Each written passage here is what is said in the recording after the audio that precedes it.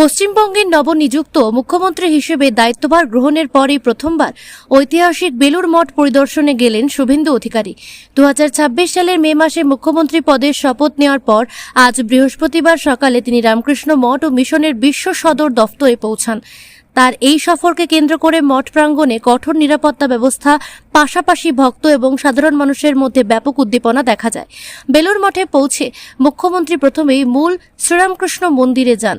সেখানে তিনি পরম পুরুষ শ্রী শ্রী রামকৃষ্ণ পরমহংসদেবের প্রতিকৃতিতে পুষ্পার্ঘ্য অর্পণ করেন এবং পুজো দেন। এরপর তিনি স্বামী বিবেকানন্দের স্মৃতি বিজড়িত কক্ষে যান এবং সেখানে গভীর শ্রদ্ধার সঙ্গে প্রণাম জানান। সেখান থেকে ক্রমান্বয়ে তিনি স্বামী ব্রহ্মানন্দ মন্দির এবং শ্রী শ্রীমা শারদা দেবীর মন্দিরে গিয়ে শ্রদ্ধা নিবেদন ও প্রণাম সম্পন্ন করেন।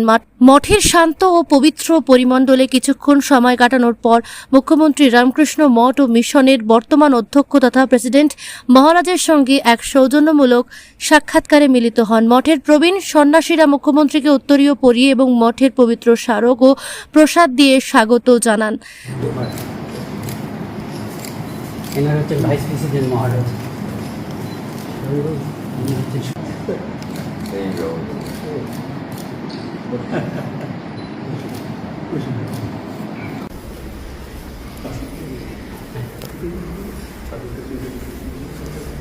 ओम वंदे जगद्बीजमखण्डमेकं वंदे सुरैस्सेवितपादपीठं वंदे भवेशं भवरोगवैद्यं तमेव वंदे भुविरामकृष्णं ओम ऐं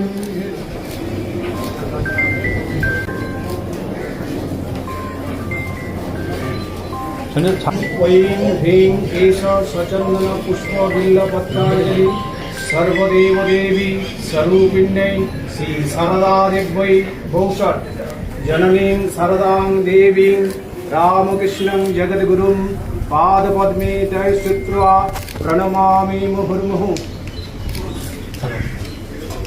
हाथे দিয়ে দাও এই তাড়াতাড়ি নিয়ে এসো আমার সামনে। হ্যাঁ আছে ভেতরে সব এখান থেকে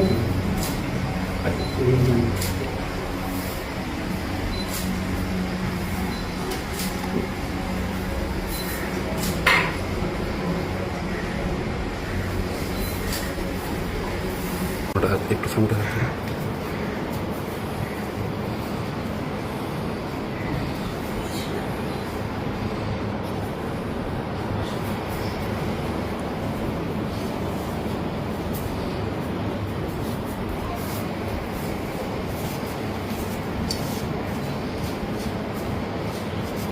এই জায়গায় স্বামীজি মাটি খেয়েছিল।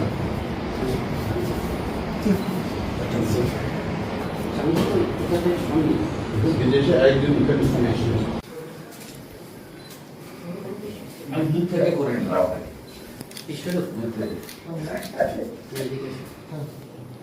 ধরে দাও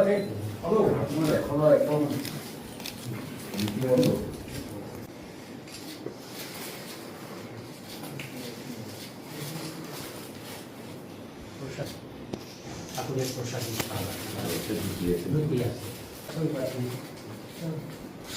বসো।